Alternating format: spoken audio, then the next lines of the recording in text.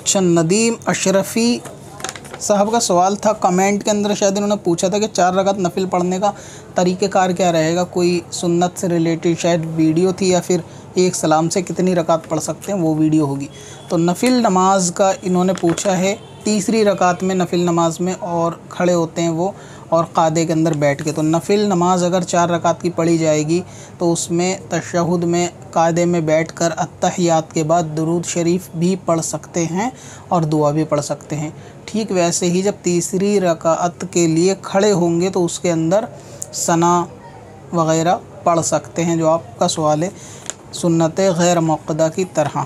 तो नफिल के अंदर दुरूद शरीफ और सना तीसरी रकात के अंदर पढ़ना चाहे पढ़ सकते हैं। लेकिन अगर कोई नहीं पढ़ता, सुन्नत मुअक्कदा की तरह ही इस नमाज़ को नफिल को पढ़ता है, तो भी उसकी नमाज जो है वो हो जाएगी, उसमें भी कोई दोहराने वाली बात नहीं। अब अपनी ज़रूरत के लिए आसान वजीफ़ा तलाश करना हुआ और भी आसान। विजिट करें wazifa.smswarsi.com पर और अपनी दीनों दुनिया की भलाई के लिए पाएं ढेरों आसान वजीफ़े।